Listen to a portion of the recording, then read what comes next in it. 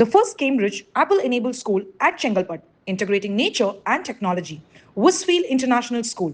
Give your child the best platform to explore and innovate. Admissions open, kindergarten to grade 8.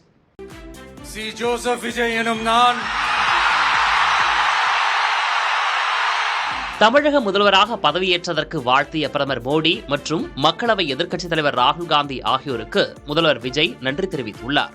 X தளத்தில் வெளியிடப்பட்டுள்ள பதிவில் பிரதமர் மோடிக்கு மனமார்ந்த நன்றி என குறிப்பிட்டதுடன் தமிழக மக்களின் நலனும் முன்னேற்றமுமே தங்களின் ஒரே குறிக்கோள் என குறிப்பிட்டுள்ளார்.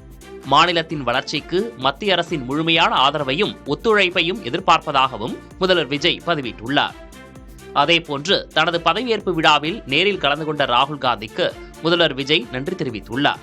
மக்களுக்கு சேவையாற்றும் இந்த பயணத்தை தொடங்கும் வேளையில் தங்களது ஆதரவு பெரிதும் போற்றப்படுவதாக அவர் குறிப்பிட்டுள்ளார்.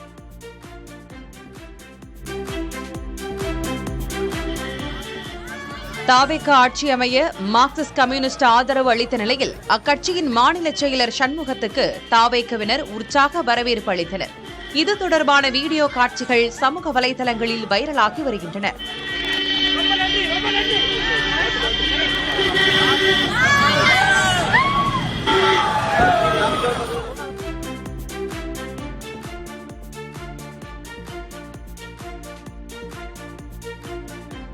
தாவேகா தேர்தல் அறிக்கையில் மாதம் 200 யூனிட் கட்டணமில்லா மின்சாரம் என கூறிவிட்டு தற்போது 2 மாதங்களுக்கு 200 யூனிட் என அறிவிக்கப்பட்டுள்ளது சமூக வலைதளங்களில் விவாதத்தை ஏற்படுத்தியுள்ளது. தமிழகத்தின் புதிய முதல்வராக பொறுப்பேற்ற விஜய் 2 மாதங்களுக்கு 200 யூனிட் கட்டணமில்லா மின்சாரம் வழங்கப்படும் என முதல் கையெழுத்திட்டார். ஆனால் தாவேகா தேர்தல் அறிக்கையில் மாதத்திற்கு 200 யூனிட் கட்டணமில்லா மின்சாரம் என கூறிவிட்டு தற்போது 2 மாதங்களுக்கு ஒருமுறை 200 யூனிட் என அரசாணை வெளியாகியுள்ளது. இதனால் தாவேகாவின் தேர்தல் வாக்குறுதி முழுமையாக நிறைவேற்றப்படவில்லை என பலரும் விமர்சிக்க தொடங்கியுள்ளனர்.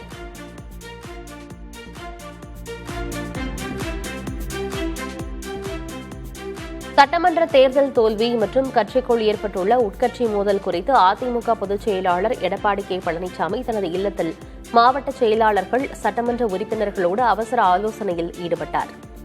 இக்கூட்டத்தில் திண்டுக்கல் சீனிவாசன், ஆர்.பி. உதயகுமார், கே.பி. முனுசாமி, பொள்ளாச்சி ஜெயராமன் மற்றும் செல்லூராஜு உள்ளிட்ட முக்கிய நிர்வாகிகள் பங்கேற்றனர். இதனிடையே சி.வி. சண்முகம் தலைமையில் ஒரு தரப்பினர் திரண்டுள்ளதால் அவர்களை சமாதானப்படுத்த முன்னாள் அமைச்சர்கள் கோகுல இந்திரா, வளர்மதி மற்றும் கே.சி. கருப்பணன் ஆகியோர் எடப்பாடி இல்லத்திலிருந்து சி.வி. சண்முகத்தின் அலுவலகத்திற்கு சென்றனர்.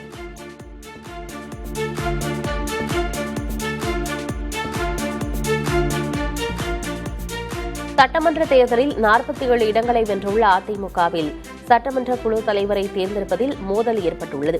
இதனால் அக்கட்சி 2 பிரிவுகளாக பிரிந்து தனித்தனியே ஆலோசனையில் ஈடுபட்டுள்ளன. பொதுச் செயலாளர் எடப்பாடி பழனிசாமி தலைமையில் ஒரு குழுவும் முன்னாள் அமைச்சர் சி.வி. சண்முகம் தலைமையில் மற்றொரு குழுவும் தீவிரமாக ஆலோசித்து வருகின்றன. சென்னை எம்ஆர்சி நகரில் உள்ள சி.வி. சண்முகம் அலுவலகத்தில் 30க்கும் மேற்பட்ட சட்டமன்ற உறுப்பினர்கள் மற்றும் முன்னாள் அமைச்சர்கள் கலந்து கொண்ட மாற்று ஆலோசனைக் கூட்டம் நடைபெற்றது.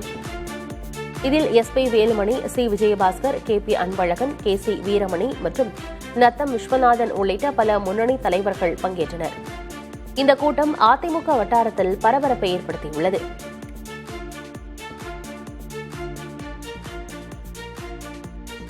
The first Cambridge Apple-enabled school at Chengalpat, integrating nature and technology. Westfield International School. Give your child the best platform to explore and innovate.